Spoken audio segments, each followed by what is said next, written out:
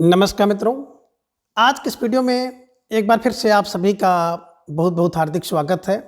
हम आशा करते हैं कि आप सभी स्वस्थ होंगे, मस्त होंगे और पूरी तरह से अपनी तैयारी में व्यस्त होंगे। तो मित्रों, आज के इस वीडियो में हम हिंदी व्याकरण के अंतर्गत एक बहुत महत्वपूर्ण टॉपिक है कारक। तो कारक से संबंधित सभी महत्वपूर्ण और संभावित प्रश्नों को व्याख्यात्मक तरीके से हल करेंगे और इसके साथ ही इन्हें ट्रिक की सहायता से याद करने का भी प्रयास करेंगे। तो हम आशा करते हैं कि वीडियो आप सबके लिए बहुत ही महत्वपूर्ण होने वाला है, इसलिए इस वीडियो को आप लोग अंत तक जरूर देखें। चैनल पर नए हैं तो चैनल को सब्सक्राइब कर लें और उसके साथ ही अगर आपको थोड़ा सा भी उचित लगे तो इस वीडियो को अपने जो परिचित लोग हैं उनके पास भी शेयर करें। तो जैसा कि स्क्रीन पर आप देख पा रहे हैं, कारक संपूर्ण प्रश्नोत्तरी हिंदी व्याकरण, और आज की इस प्रश्नोत्तरी का पहला प्रश्न है कि कारक शब्द का क्या अर्थ है। ये करने वाला या क्रिया करने वाला, बी कार्य, सी है कारण, या फिर विकल्प डी हानिकारक है। तो धीरे धीरे ढेर सारे भाई बहनों का जवाब भी आ गया कि सर विकल्प ए को लॉक किया जाए। विकल्प ए करने वाला या क्रिया करने वाले को कारक कहते हैं। तो सबसे पहले तो कारक का जो मुख्य अर्थ होता है करने वाला होता है ना। क्रिया धनाक बराबर कारक, तो कारक होता है। और कारक की बात करते हैं तो कारक को कर्ता का दूसरा रूप भी माना जाता है ना। और कारक केवल संज्ञा और सर्वनाम शब्द में ही कारक होता है, ये भी आपको ध्यान में रखना होगा। तो तीन महत्वपूर्ण बात देखिए, कारक माने करने वाला, कारक माने कर्ता का दूसरा रूप, और कारक की बात करते ही आपके दिमाग में ये प्रश्न छप जाना चाहिए कि संज्ञा और सर्वनाम में ही कारक होते हैं। ठीक है। और अगली बात ध्यान में रखिए, जो कारक होता है ना, ये वाक्य में शब्दों को या पदों को जुड़ने का काम करता है। जैसे यहाँ पे आपने देखा राम, यहाँ पे देखा आपने रावण, यहाँ पे देखा बाण, यहाँ मारा, तो राम ने रावण को बाण से मारा, तो ने यहाँ पे देखिए ने है, फिर को है, फिर से है। तो ये जो कारक है, यही कारक वाक्य में शब्दों को या पदों को जोड़ने का कार्य करता है। तो ये भी आप ध्यान में रखिएगा। फिलहाल आप सबका जो जवाब था विकल्प बी इज राइट आंसर। ठीक है, चलिए अब प्रश्न 2 है कि वाक्य में संज्ञा या सर्वनाम का क्रिया से संबंध बताने वाले शब्द को क्या कहते हैं। ये है कर्ता, बी कारक, सी अपादान, या फिर विकल्प डी संप्रदान। तो ढेर सारे भाई बहनों का जवाब भी आ गया, अक्सर विकल्प बी को लॉक किया जाए, कारक इज राइट आंसर, है ना। देखिए, संज्ञा या सर्वनाम का क्रिया से संबंध जो बताता है उसी शब्द को कारक कहते हैं। ध्यान में रखिएगा, वेरी वेरी मोस्ट इंपॉर्टेंट प्रश्न। तो हो सकता है इस रूप में आपसे परीक्षा में प्रश्न पूछ ले, है ना, ये ध्यान में रखिएगा। ठीक है, चलिए प्रश्न 3 है कि कारक के चिन्ह को किन किन नामों से जाना जाता है। यानी कि जो कारक के चिन्ह होते हैं, जितने भी कारक है सभी कारकों का कोई न कोई चिन्ह होता है, उस चिन्ह को किन किन नामों से जाना जाता है। अब विकल्प ए कह रहे हैं कि विभक्ति कहते हैं, विकल्प बी उसको प्रसर्ग कहते हैं, विकल्प सी कह रहे हैं कि ए और बी दोनों कहते हैं, या फिर विकल्प डी है कि उपसर्ग कहते हैं। तो ढेर सारे भाई बहनों का जवाब भी आ गया, अक्सर विकल्प सी को लॉक किया जाए, ए और बी दोनों इज राइट आंसर, है ना। बात करें कारक चिन्ह, तो कारक चिन्ह को ही आप विभक्ति कहते हैं, ये ध्यान में रखिएगा। और प्रसर्ग प्रमाने बाद में लगता है, इस कारण से इसको प्रसर्ग भी कहते हैं, तो ये भी आपको ध्यान में रखना होगा। और कारक को जब भी आपको ज्ञात करना हो ना, तो जिस शब्द या पद के बाद कारक है उसी में कारक होता है। कारक जहाँ पे चिन्ह लगा है उसके पहले वाले पद में कारक होता है। जैसे बात करें राम ने, तो राम ने, देखिए ने कारक लगा है राम के बाद, तो ये देखिए परसर्ग है, बाद में लगा है। तो बाद में लगा है जिसके पहले लगा है, जिसके बाद में लगा है उसी के पहले वाले पद में कारक होता है। तो राम ने लगा है, ने कर्ता कारक राम में है, ये ध्यान में आप रख लीजिएगा। और जो जवाब आपका था विकल्प सी इज राइट आंसर। ठीक है, चलिए प्रश्न 4, हिंदी में कारक के कितने भेद हैं। वेरी वेरी मोस्ट इंपॉर्टेंट प्रश्न। कारक के कितने भेद हैं या कारक की कितनी संख्या है, दोनों रूप में आपसे परीक्षा में प्रश्न पूछा गया है और पूछा भी जाएगा। तो अब आपको जवाब देना है विकल्प 6, विकल्प बी 8, विकल्प सी 7, या फिर विकल्प डी 5। तो ढेर सारे भाई बहनों का जवाब भी आ गया, सर विकल्प बी को लॉक किया जाए। तो विकल्प बी कारक के 8 भेद होते हैं, ध्यान में रखिएगा। फिलहाल बात अगर संस्कृत की जाए तो संस्कृत में कारक के 6 ही भेद होते हैं, ये ध्यान में आपको रखना है। तो विकल्प बी 8 इज राइट आंसर। ठीक है, चलिए प्रश्न 5 है कि निम्न में कारक चिन्हों को उनके कारकों के साथ सुमेलित कीजिए। तो एक तरफ सूची 1 में कारक है और सूची 2 में आप देख रहे हैं उसके लिए प्रयुक्त चिन्ह या जिसे आप कहते हैं विभक्ति है। अब उसी को मिलान करना है। अब विकल्प ए में कर्ता का चिन्ह कौन सा होगा, तो बिल्कुल आप लोग जानते हैं कि कर्ता का चिन्ह ने होता है, कर्म का चिन्ह को होता है, कर्ण का चिन्ह से या द्वारा होता है, और संप्रदान की बात करते हैं को या के लिए है। तो आपने देखा कि 4 3 2 1 4 3 2 1 है ना। अब 4 3 2 1 किस विकल्प में मिल रहा है, तो विकल्प बी में मिल रहा है। और जिन भाई बहनों का जवाब विकल्प बी था, अब बिल्कुल सही जवाब, बेहद सुंदर तैयारी आप सबकी यहाँ पर दिख रही है। इस प्रकार से आपकी परीक्षा में प्रश्न पूछा गया है, तो ये ध्यान में रखिएगा, जितने कारक और उन सभी कारकों के चिन्ह को आपको बिल्कुल कंठस्थ करना है। ठीक है, चलिए प्रश्न 6 है कि निम्न में से कारक और विभक्ति असंगत है। अब देखिए, एक कारक और उसका विभक्ति यानी कि चिन्ह असंगत है। तो विकल्प ए की बात करें तो विकल्प ए में है अपादान कारक से जुड़ने के अर्थ में होता है। विकल्प बी कह रहे हैं कि अधिकरण कारक का चिन्ह होता है मे पे पर।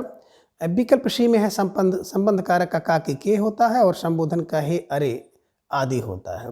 तो आप कह रहे कौन असंगत है, कौन सा सही नहीं है, तो ढेर सारे भाई बहनों का जवाब भी आगे सर विकल्प ए को लॉक किया जाए। अपादान कारक की बात करते हैं तो से जुड़ने के अर्थ में नहीं होता है, बल्कि से पृथक के अर्थ में होता है, अलग के अर्थ में होता है, दूर के अर्थ में होता है, भिन्न के अर्थ में अपादान कारक होता है। और जहाँ से अलग होता है उसी में अपादान कारक होता है। जैसे वृक्ष से पत्ते गिरते हैं, तो पत्ते कहाँ से गिरे, वृक्ष से गिरे, तो वृक्ष से अलग हो रहे हैं, वृक्ष में ही अपादान कारक होगा, ये ध्यान में आप रखिएगा। तो जिन भाई बहनों का जवाब विकल्प ये था, अब बिल्कुल सही जवाब, बेहद सुंदर तैयारी आप सबके यहाँ पर दिख रही है, और निश्चित रूप से आप सब लाख लाख बधाई के पात्र हैं। अधिकरण की बात करें तो क्रिया के आधार को अधिकरण कहते हैं। अधिकरण में मे पे पर होता है, संबंध काके की नाने नी रारे री, बिल्कुल सही है। और संबोधन, जब किसी को आप पुकारते हैं तो वहाँ पर संबोधन होता है, और जिस शब्द से पुकारते हैं वही संबोधन है, हे अरे, है ना, बिल्कुल सही। ठीक है, चलिए प्रश्न के 7, असंगत विकल्प कौन सा है। अब इसमें देखें, एक विकल्प असंगत है। अब विकल्प ये कह रहे हैं कि संज्ञा के अलग से विभक्ति लगती है, यानी कि संज्ञा में अलग से विभक्ति लगती है। विकल्प भी कह रहे हैं कि सर्वनाम के साथ विभक्ति जुड़कर लगती है, ये असंगत है। विकल्प सी कह रहे हैं विभक्ति को कारक चिन्ह या प्रसर्ग भी कहते हैं, ये असंगत है। या फिर विकल्प डी कह रहे हैं कारक चिन्ह सदैव संज्ञा सर्वनाम के पूर्व लगते हैं, ये असंगत है। अब आपको जवाब देना है, थोड़ा सा पढ़ लीजिएगा, पढ़ के विचार कीजिएगा, इसके बाद आप जवाब दीजिएगा प्रश्न संख्या 7 का। तो ढेर सारे भाई बहनों का जवाब भी आ गया, अक्सर विकल्प डी को लॉक किया जाए। कारक चिन्ह सदैव संज्ञा या सर्वनाम के पूर्व माने पहले नहीं लगते हैं, बल्कि पर लगते हैं बाद में, और बाद में लगने के कारण ही तो इसको आप प्रसर्ग कहते हैं, ये ध्यान में रखिएगा, है ना। तो विकल्प डी जो है सही नहीं था। बात करें संज्ञा के साथ विभक्ति अलग से लगती है, जैसे संज्ञा है राम, तो राम के साथ कोई भी विभक्ति चिन्ह लगाओगे, राम को, राम ने, राम से, है ना, तो राम से अलग लगेगा। लेकिन जब सर्वनाम के साथ विभक्ति लगती है तो उसके साथ जुड़ती है। जैसे आपने कहा मैंने, मैं के साथ लगा तो मैंने हो गया, हम के साथ रा लगा तो हो गया हमारा, ध्यान में रखिएगा। तुमसे तुम्हारा होता है। तो जब भी सर्वनाम के साथ विभक्ति लगती है तो उसके साथ जुड़ के लगती है, ये भी सही है। और विभक्ति चिन्ह को आप विभक्ति को कारक चिन्ह कहते हैं, और चूंकि बाद में लगता है इस कारण से इसको प्रसर्ग भी कहते हैं, है ना। तो विकल्प डी इज राइट आंसर। ठीक है, चलिए प्रश्न के 8 है, क्रिया को करने वाले को क्या कहते हैं। यानी क्रिया को करने वाला जो कर्ता होता है, तो बिल्कुल आपका जवाब आना चाहिए, क्रिया को करने वाला कौन होता है। विकल्प ए कर्ण, विकल्प बी कर्म, विकल्प सी कर्ता कारक, या फिर विकल्प डी अपादान कारक। तो ढेर सारे भाई बहनों का जवाब भी आ गया, सर विकल्प सी को लॉक किया जाए, कर्ता कारक इज राइट आंसर। और कर्ता देखें हमेशा इस रूप में लिखा जाता है, क्योंकि टाइपिंग कभी कभी कुछ चीज़ को नहीं लेती है, या कभी कभी टाइप हम लोग कुछ करते हैं, टाइप कुछ हो जाता है, तो कर्ता ध्यान में रखिएगा, है ना, कर्ता कारक इज राइट आंसर, है ना।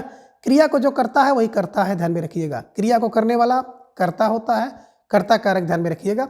कभी कभी आपसे प्रश्न इस तरह से भी पूछ लिया जाता है कि क्रिया करने वाला कौन होता है, तो कर्ता होता है। ठीक है, चलिए प्रश्न संख्या 9, निम्न में से किस विकल्प में कर्ता कारक नहीं है। विकल्प ए मुझे अवश्य जाना है, विकल्प बी मैंने कल खाया, विकल्प सी रेखा घर चली गई, या फिर विकल्प डी लड़के ने पुस्तक पढ़ा। तो किसमें कर्ता कारक नहीं है। ढेर सारे भाई बहनों का जवाब भी आ गया, अक्सर विकल्प सी को लॉक किया जाए। तो विकल्प सी रेखा घर चली गई, यानी कि रेखा घर को चली गई, तो इसमें कर्म कारक है। बाकी मुझे अवश्य जाना है, मैंने कल खाया और लड़के ने पुस्तक पढ़ा, सब में कर्ता कारक। बात करें कर्ता कारक का, तो कर्ता कारक के बाद जो है उसका चिन्ह नहीं होता है और कभी कभी नहीं भी होता है, तो ये आप ध्यान में रखिएगा, ठीक है ना। चलिए, प्रश्न संख्या 10 है कि शब्द के जिस रूप पर क्रिया का प्रभाव पड़ता है उसे क्या कहते हैं। अब शब्द के जिस रूप पर क्रिया का प्रभाव पड़ता है उसे क्या कहते हैं? कर्ता कारक, विकल्प बी कर्म कारक, विकल्प सी संप्रदान कारक या फिर विकल्प डी अपादान कारक। तो ढेर सारे भाई बहनों का जवाब भी आ गया कि सर विकल्प बी को लॉक किया जाए, कर्म कारक इज राइट आंसर, है ना। तो कह रहे हैं कि शब्द के जिस रूप पे क्रिया का प्रभाव पड़े, क्रिया का प्रभाव कर्म में पड़ता है। और आप ये भी कह सकते हैं कि कर्ता अपने क्रिया द्वारा जिसको प्राप्त करना चाहता है उसी में कर्म कारक होता है, ठीक है ना। जैसे राम स्कूल जाता है तो राम करता है, स्कूल जाना क्रिया है और स्कूल जाना क्रिया द्वारा स्कूल को प्राप्त करना चाह रहा है। तो ये ध्यान में रखिएगा, कर्ता अपनी क्रिया द्वारा जिसको प्राप्त करना चाहता है वही कर्म है, यानी कि जिस रूप पर क्रिया का प्रभाव पड़ता है कर्म कारक। ध्यान रखिएगा, स्टार लगाकर इसे अपने नोटबुक में दर्ज कर लीजिएगा, ठीक है। चलिए, प्रश्न संख्या 11 है कि कर्म कारक वाला वाक्य नहीं है। अब विकल्प कह रहे हैं कि राम ने रावण को मारा, विकल्प बी मैंने फल खाया, विकल्प सी रेखा चली गई या फिर विकल्प डी कविता ने दर्पण में मुंह देखा। तो ढेर सारे भाई बहन फौरन का जवाब दे दिए कि सर विकल्प सी को लॉक किया जाए, रेखा चली गई। इसकी बात करते तो इसमें कर्ता कारक है ना, इसमें कर्म नहीं है। रेखा घर को चली गई तो कर्म कारक हो जाता है, ध्यान में रखिएगा। तो जिन भाई बहनों ने विकल्प सी का चुनाव किया था, अब बिल्कुल सही जवाब, बेहद सुंदर तैयारी आप सबके यहाँ पर दिख रही है, ठीक है ना। इसी तरह से आप सबको अपनी तैयारी को बेहतर से बेहतर करना है।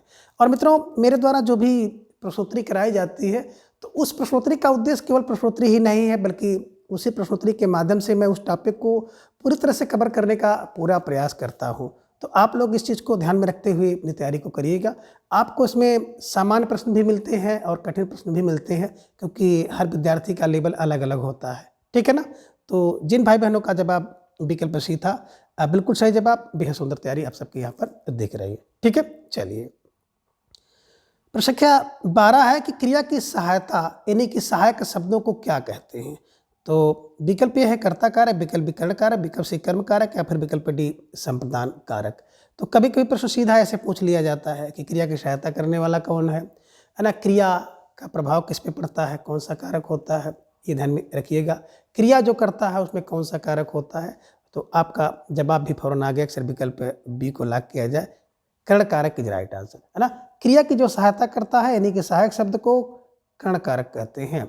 जैसे चाकू से काटता है, बाण से मारता है, तो चाकू से काटा, काटा क्रिया की सहायता किसने किया, चाकू किया है, तो चाकू में कर्ण कारक होगा, ध्यान में रख लीजिएगा, ठीक है।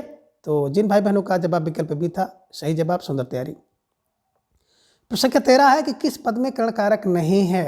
अब आपको जवाब देना है किस पद में कर्ण कारक नहीं है। विकल्प यह है कि वह चम्मच से खाता है, विकल्प बी मैं आपको आंखों देखी खबर सुनाता हूँ, विकल्प सी है मुझे तार द्वारा सूचित किया गया था, या फिर विकल्प डी है राधा नृत्य किया। तो राधा ने नृत्य किया किस पद में कर्ण कारक नहीं है।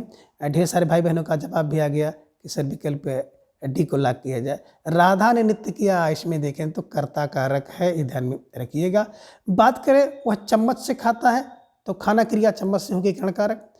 आपको आंखों देखी, आंखों से देखी खबर सुनाता हूँ, कर्ण कारक। मुझे तार के द्वारा सूचित किया गया, तो बिल्कुल कर्ण कारक है, ये ध्यान में आप रख लीजिएगा। और विकल्प डी को फौरन जवाब के रूप में हमेशा के लिए छाप लीजिएगा, ठीक है। चलिए, प्रश्न संख्या 14 प्यारा सा प्रश्न है, संप्रदान का क्या अर्थ है। विकल्प ए लेना, विकल्प बी देना, विकल्प सी अलग या पृथक होना, या फिर विकल्प डी है आधार होना।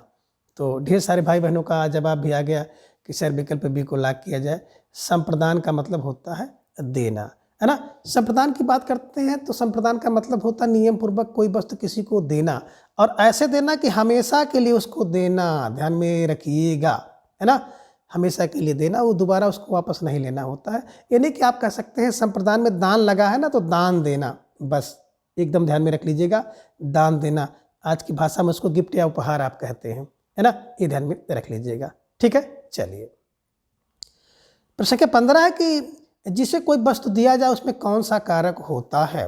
अब जिसे कोई वस्तु दिया जाता है उसमें कौन सा कारक होगा?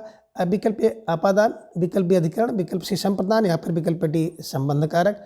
तो ढेर सारे भाई बहनों का जवाब भी आ गया सर, विकल्प सी को लॉक किया जाए, संप्रदान कारक इज राइट आंसर, है ना। जिसे कोई वस्तु दिया जाए उसमें कौन सा कारक होता है? संप्रदान कारक होता है, ध्यान में रखिएगा। ठीक है, चलिए प्रश्न संख्या 16 है कि निम्न में से किस विकल्प में संप्रदान कारक नहीं है? ये लीजिए प्यारा सा प्रश्न आपकी स्क्रीन पर आ गया, किसमें संप्रदान कारक नहीं है। विकल्प यह है कि सोहन के लिए दवा है, विकल्प बी वह नौकरी के वास्ते आया है, विकल्प सी राजा ने ब्राह्मण को गाय दान दिया, या फिर विकल्प डी है गंगा हिमालय से निकलती हैं। तो किसमें संप्रदान कारक नहीं है? ढेर सारे भाई बहनों का जवाब भी आ गया सर, विकल्प डी को लॉक किया जाए। विकल्प डी गंगा हिमालय से निकलती हैं, यानी कि हिमालय से अलग हो रही हैं, दूर हो रही हैं, तो इसमें अपादान कारक है, इसी में संप्रदान कारक नहीं है ना।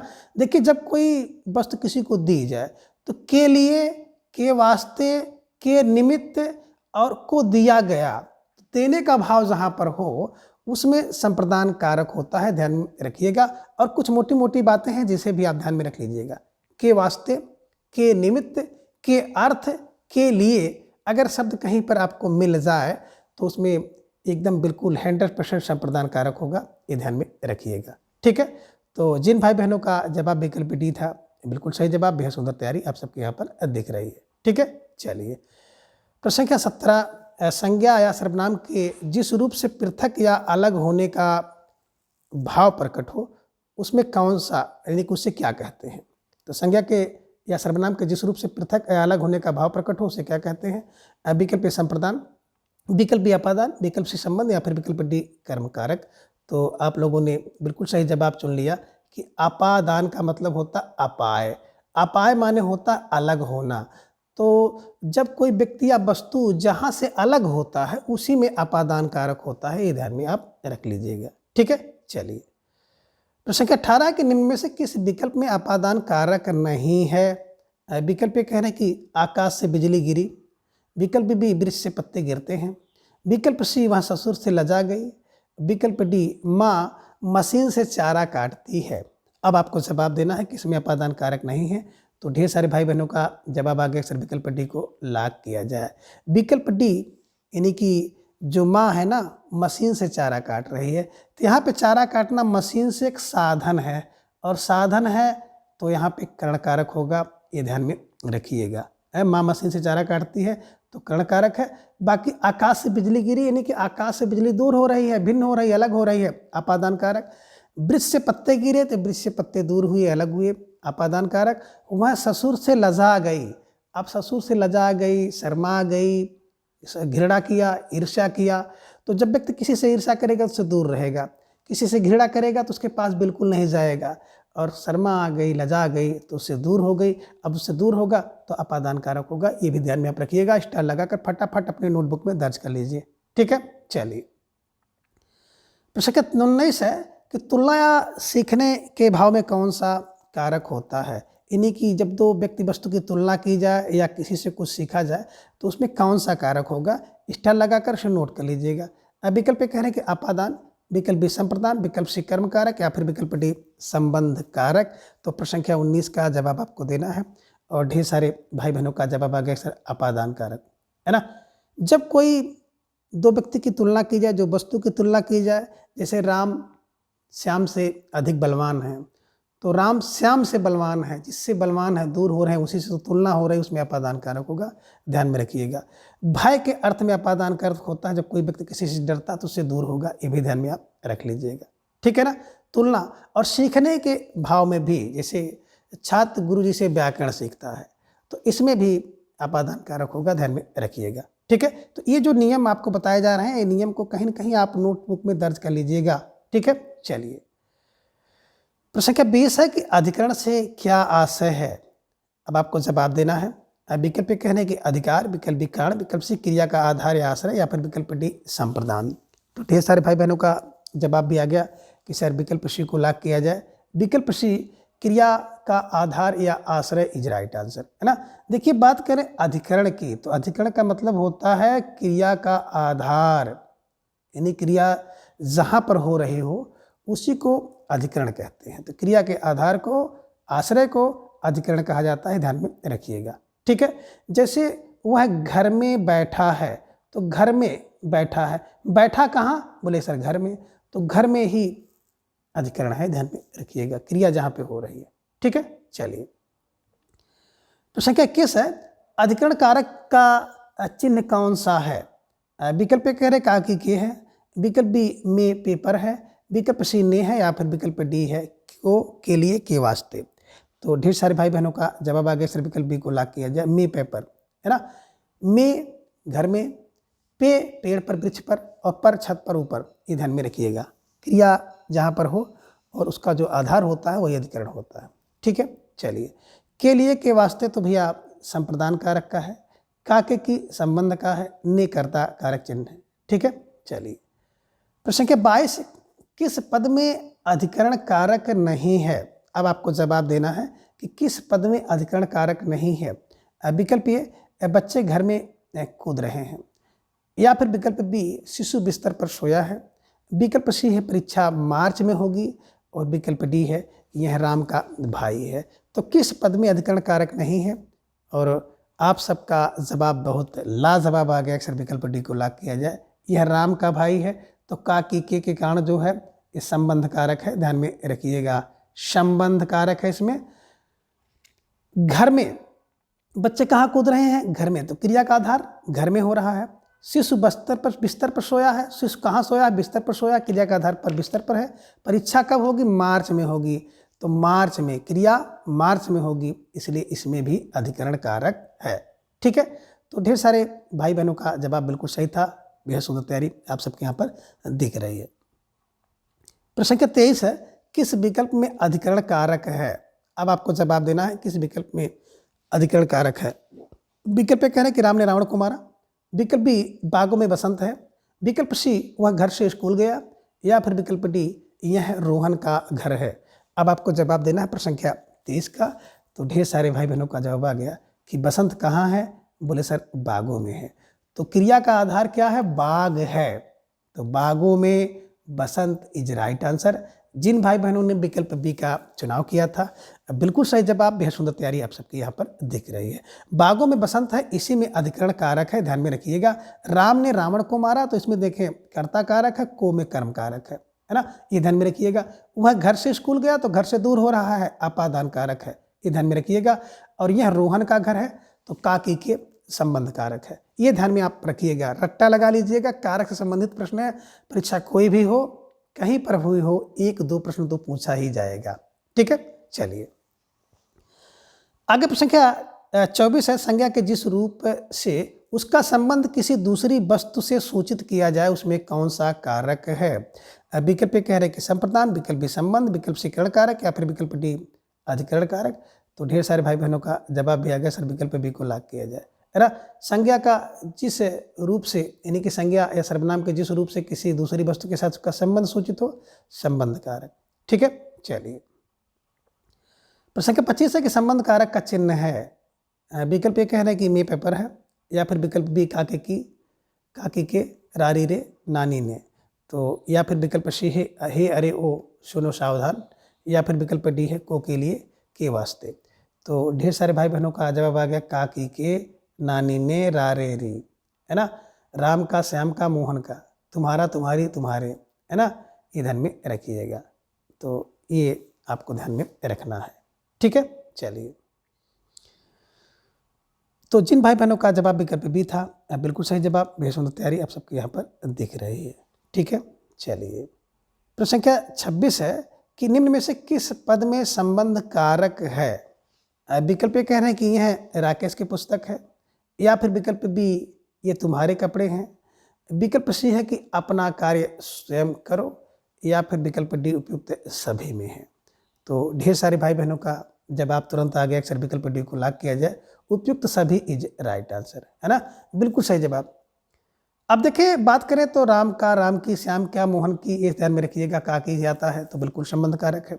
रारेरी आता है, तुम्हारा, तुम्हारी, तुम्हारे, बिल्कुल संबंध कारक है। और नानेनी, अपना, अपनी, अपने, है ना, ध्यान में रखिएगा और स्टार लगाकर फटाफट इसको नोट कर लीजिएगा। ठीक है, चलिए प्रश्न संख्या 27 एक शब्द के जिस रूप से किसी को पुकारा या संबोधित किया जाए उसमें कौन सा कारक होता है? अब विकल्प ए कहना है कि संबंध कारक, विकल्प बी संप्रदान, विकल्प सी संबोधन या फिर विकल्प डी अधिकरण। तो ढेर सारे भाई बहनों ने जवाब दे दिया कि सर विकल्प सी को लाग किया जाए। जिस शब्द से किसी को संबोधित किया जाए या पुकारा जाए उसमें संबोधन कारक होता है। ठीक है, चलिए। प्रश्न संख्या 28 है कि निम्न में से संबोधन कारक का चिन्ह है। विकल्प ए कहना है कि मे पेपर होगा, या फिर विकल्प बी काके की रारेरी नानी होगा, या फिर विकल्प सी है हे अरे ओ सुनो सावधान, या फिर विकल्प डी उपयुक्त सभी। तो अब जवाब आपको देना है और ढेर सारे भाई बहनों का जवाब आ गया सर विकल्प सी को लाग किया जाए, हे अरे ओ सुनो सावधान। यानी कि जिस शब्द से हम लोग किसी को पुकारते हैं या बुलाते हैं वही संबोधन शब्द होता है, ध्यान में रख लीजिएगा। ठीक है, चलिए। प्रश्न संख्या 29 है कि संबोधन को सूचित करने वाले हे अरे ओ सुनो सावधान आदि को कहते हैं। विकल्प ए कह रहे विभक्ति चिन्ह, विकल्प बी विस्मयादि बोधक अव्यय, विकल्प सी उपसर्ग या फिर विकल्प डी प्रसर्ग। तो इस प्रश्न को थोड़ा सा ध्यान से आप लोग देखिएगा और समझ के उत्तर दीजिएगा। तो फिलहाल ढेर सारे भाई बहनों का जवाब भी आ गया सर विकल्प बी को लाग किया जाए। विकल्प बी विस्मयादि बोधक अव्यय इज राइट आंसर, है ना। तो इस प्रश्न का निर्माण करने का मेरा उद्देश्य था कि आप ध्यान में रख लीजिएगा कि जितने भी संबोधन सूचित करने वाले शब्द होते हैं उनको विभक्ति चिन्ह नहीं कहा जाता है, बल्कि उनको विस्मयादि बोधक अव्यय कहा जाता है। ये ध्यान में आप रख लीजिएगा। और कभी कभी प्रश्न आपसे पूछ लेता है कि विभक्ति कितने हैं, है ना। तो विभक्ति तो आप 7 ही जवाब दीजिएगा, 8 विभक्ति नहीं होता है। 8 कारक है लेकिन विभक्तियाँ 7 ही होती हैं, क्योंकि 8वीं जो विभक्ति होती है विस्मयादि बोधक, इसको अव्यय माना जाता है। ये ध्यान में आप रख लीजिएगा। स्टार लगाकर फौरन अपनी नोटबुक में दर्ज कर लीजिए। ठीक है, चलिए। प्रश्न संख्या 30 है असंगत विकल्प कौन सा है? विकल्प कह रहे हैं कि राम ने रोटी खाई कर्ता कारक, यह संगत है। या फिर विकल्प बी है कि पेड़ से फल गिरा कर्ण कारक, यह संगत है। विकल्प सी शिकारी ने बाघ मारा कर्म कारक, यह संगत है। या फिर विकल्प डी वह कुल्हाड़ी से लकड़ी काटता है कर्म कारक, यह संगत है। अब आपको जवाब देना है कौन सा असंगत है। तो धीरे धीरे ढेर सारे भाई बहनों का जवाब भी आ गया कि सर पेड़ से फल गिरा, गिरा माने अलग हो गया, भिन्न हो गया, दूर हो गया। तो इसमें कर्ण कारक नहीं होना था बल्कि अपादान कारक होना था, यही असंगत है ना। बाकी राम ने रोटी खाई तो कर्ता कारक, शिकारी ने बाघ मारा, बाघ को मारा ना भाई, कर्म कारक। और वह कुल्हाड़ी से बिल्कुल लकड़ी काटता है, तो लकड़ी को काटता है यहाँ पर देखेंगे कर्म कारक हो गया, कुल्हाड़ी से देखेंगे तो कर्ण कारक होगा। इसमें कर्ण और कर्म दोनों है। तो जिन भाई बहनों का जवाब विकल्प बी था बिल्कुल सही जवाब, बेहद सुंदर तैयारी। ठीक है, चलिए। प्रश्न संख्या 31 है कि आपके जरिए ही घर का पता चला में कौन सा कारक है? कर्ता कारक, कर्ण कारक, संप्रदान कारक या फिर अपादान कारक। जवाब आप दीजिए प्रश्न संख्या 31 का। तो ढेर सारे भाई बहनों का जवाब आ गया अक्सर विकल्प बी को लाग किया जाए। आपके जरिए, आपके सहारे, आपके माध्यम से, तो बिल्कुल कर्ण कारक होगा, ध्यान में रखिएगा। स्टार लगाकर अपने नोटबुक में दर्ज कर लीजिएगा। ठीक है, चलिए। प्रश्न संख्या 32 है कि निम्न में से किस वाक्य में संप्रदान कारक नहीं है? राम के हित लक्ष्मण बन गए, या फिर विकल्प बी तुलसी के वास्ते जैसे राम ने अवतार लिया था, विकल्प सी मेरे निमित्त ही ईश्वर की कोई कृपा नहीं है, या फिर विकल्प डी है तीर से बाघ मार दिया गया। तो किसमें संप्रदान कारक नहीं है, अब आपको जवाब देना है। और यहाँ से जो प्रश्न है ना बिल्कुल अब उदाहरण वाले हैं। तो धीरे धीरे आप सब भाई बहनों का जवाब भी आ गया कि सर प्रश्न संख्या 32 का विकल्प डी को लाग किया जाए। तीर से बाघ मार दिया गया, इसमें कर्ण कारक है। बाकी राम के हित लक्ष्मण बन गए तो बिल्कुल संप्रदान है। तुलसी के वास्ते जैसे राम ने अवतार लिया, संप्रदान कारक। मेरे निमित्त ही ईश्वर की कोई कृपा नहीं है, इसमें भी संप्रदान कारक है। और इसके पूर्व भी चर्चा हुई थी कि के हित हो जाए, के वास्ते हो जाए, के निमित्त हो जाए, के अर्थ हो जाए, के लिए हो जाए, और को कोई वस्तु दिया जाए, तो उसमें संप्रदान कारक होता है। ध्यान में रखिएगा। स्टार लगाकर इसे फटाफट अपने नोटबुक में दर्ज कर लीजिए। ठीक है, चलिए। तो विकल्प डी आपने चयन किया, सही जवाब। प्रश्न संख्या 33 है, वेरी वेरी मोस्ट इंपॉर्टेंट प्रश्न है। और ये प्रश्न बिल्कुल अभी हाल ही में उत्तर प्रदेश में जो है आरक्षी का पेपर हुआ था, पीपी का, उसमें प्रश्न पूछा गया था कि हरिमोहन को रुपए देता है में कौन सा कारक है? नंबर 1 विकल्प ये है कर्ण कारक, विकल्प बी कर्म कारक, विकल्प सी संप्रदान या फिर विकल्प डी संबंध कारक।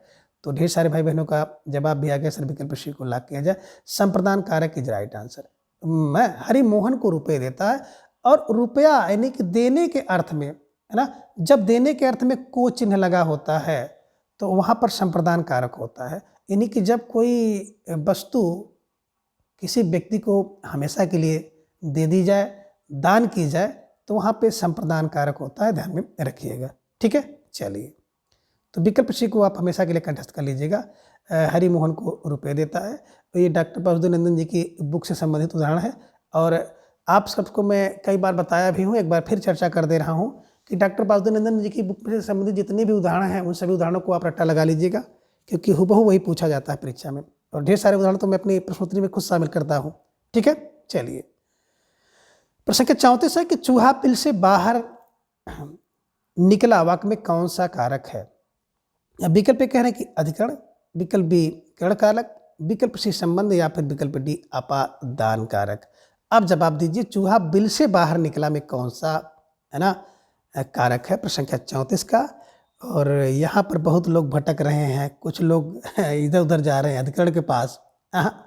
चूहा बिल से बाहर हो रहा है, अलग हो रहा है, इसलिए विकल्प डी सही होगा, अपादान कारक इज राइट आंसर, है ना। अलग हो रहा, बिल से अलग हुआ, है ना, तो इसमें अधिकरण नहीं है, कर्ण नहीं है, संबंध नहीं है, विकल्प डी अपादान कारक इज राइट आंसर। ठीक है, चलिए, प्रश्न संख्या 35 है कि राम वाली किताब में कौन सा कारक है।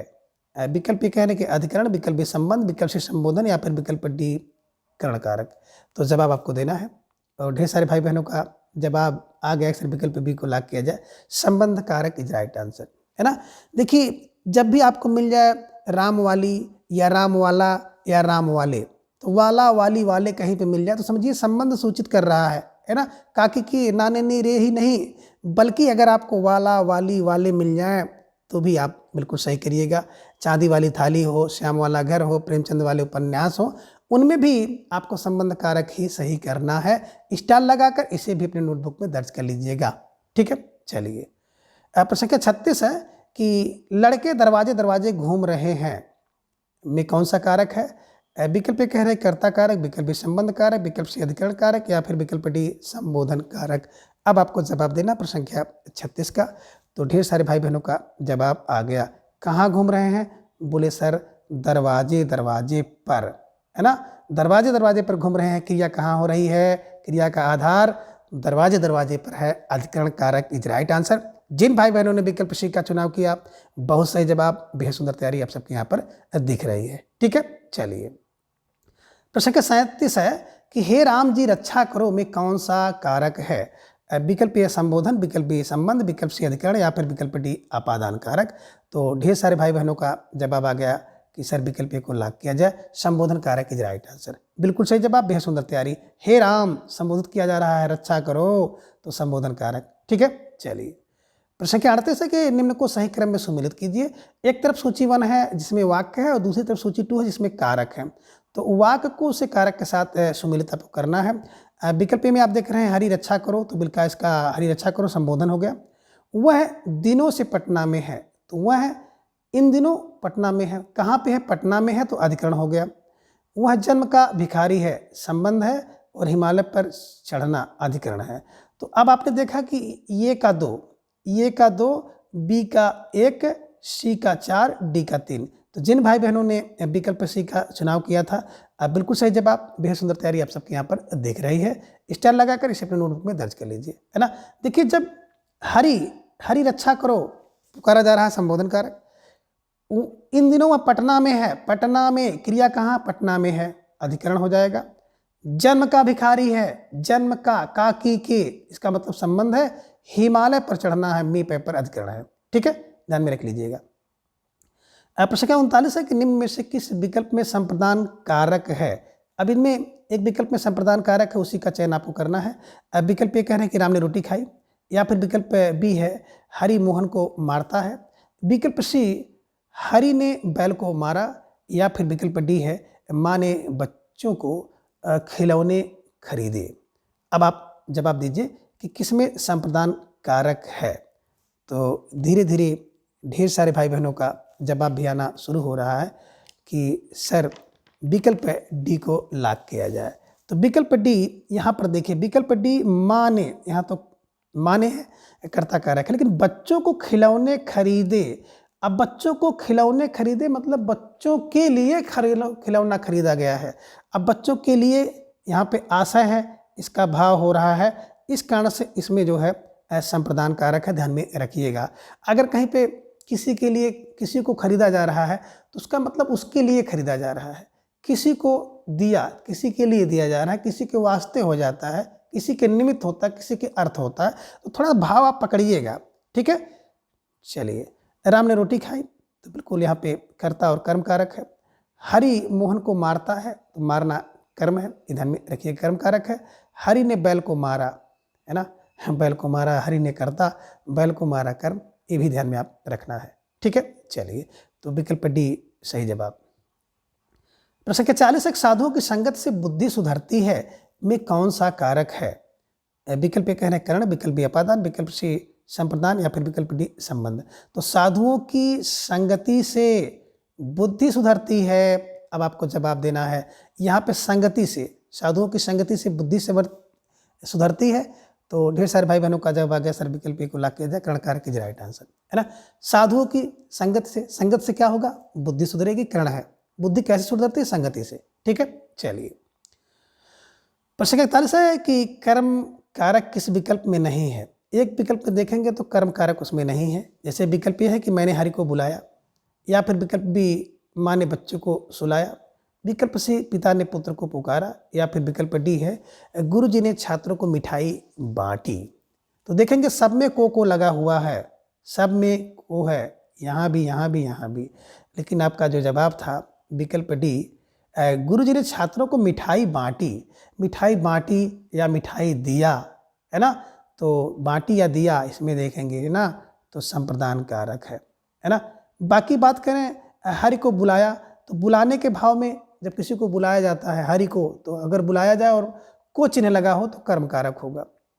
बच्चे को सुलाया, बच्चों को सुलाना, सुलाने के भाव में कर्म है, और पुकारा, है ना, पिता ने पुत्र को पुकारा, तो पुकारा, बुलाया, और उसके बाद अगर आपको को मिल जाए चिन्ह तो बिल्कुल आप एकदम आंख मूंद करके कर्म कारक लगा दीजिएगा, ठीक है। चलिए, देना के अर्थ में ही को के बाद को चिन्ह देना के अर्थ में अगर हो तब वहाँ पे संप्रदान कारक होगा, ये ध्यान में रखिएगा, ठीक है।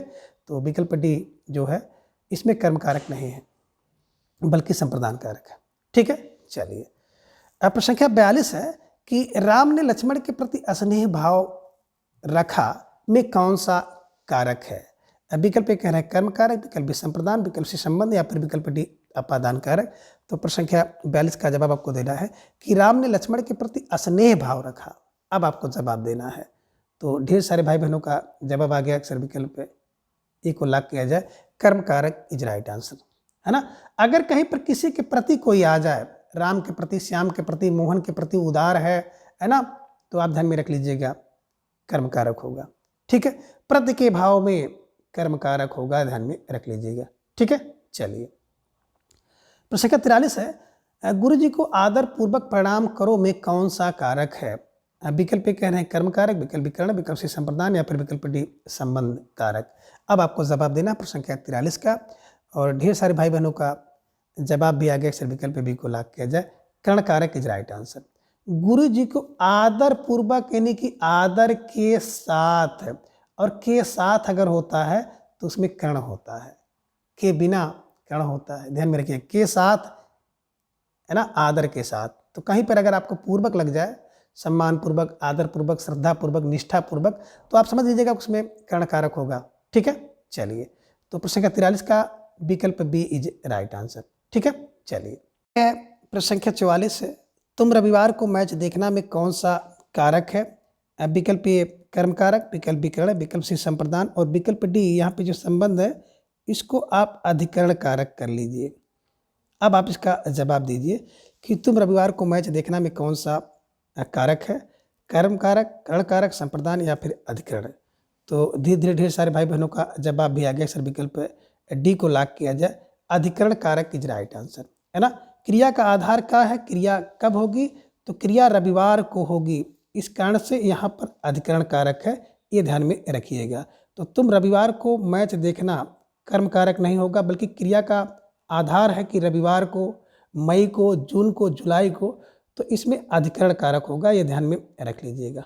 ठीक है, चलिए प्रश्न 45 है कि वह 20 वर्ष की युवती है में कौन सा कारक है? विकल्प ए संबंध कारक, विकल्प बी अधिकरण कारक, विकल्प सी संबोधन, या फिर विकल्प डी कर्म कारक।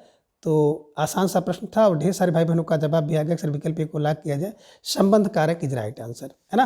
का की के वह 20 वर्ष की युवती है, इसका संबंध है, तो विकल्प ये संबंध कारक इज राइट आंसर। ठीक है, चलिए प्रश्न 46 है कि निर्धन स्त्रियों के अर्थ आश्रम खोले जाए में कौन सा कारक है?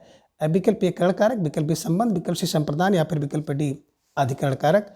तो ढेर सारे भाई बहनों का जवाब भी आ गया। अक्सर विकल्प सी को लॉक किया जाए, विकल्प सी संप्रदान कारक इज राइट आंसर। बिल्कुल सही जवाब, बेहद सुंदर तैयारी आप सबके यहाँ पर दिख रही है ना। कि निर्धन स्त्रियों के अर्थ माने के हित, के वास्ते, के लिए, तो जहाँ पर आपको दिखाई दे वहाँ पर संप्रदान कारक होगा। किसी के लिए कोई क्रिया की जाए तो वहाँ पे संप्रदान कारक होता है। तो यहाँ पर देखिए निर्धन स्त्रियों के लिए, स्त्रियों के अर्थ, स्त्रियों के वास्ते, स्त्रियों के निमित्त, ये ध्यान में रख लीजिएगा, संप्रदान कारक इज राइट आंसर। तो जिन भाई बहनों का जवाब विकल्प सी था, बिल्कुल सही जवाब। बेहद सुंदर तैयारी आप सबके यहाँ पर दिख रही है और निश्चित रूप से आप सब बधाई के पात्र हैं। प्रश्न 47 सही क्रम में मिलान करें सूची 1 और सूची 2। सूची 1 में वाक्य है और सूची 2 में उसमें कौन सा कारक है? विकल्प ए की बात करें तो राम बस से गया। अब राम बस से गया तो इसको देखेंगे तो कौन सा कारक होगा? इसमें कर्ण कारक है। दूसरा है विकल्प बी राम बस से उतर गया, तो बस से उतरा यानी कि बस से दूर हो गया, अपादान कारक। विकल्प सी है कि राम बस में उतर गया, अब बस में उतर गया में पेपर अधिकरण कारक है। और विकल्प डी है कि राम का बस चला गया, का की के से संबंध हो गया।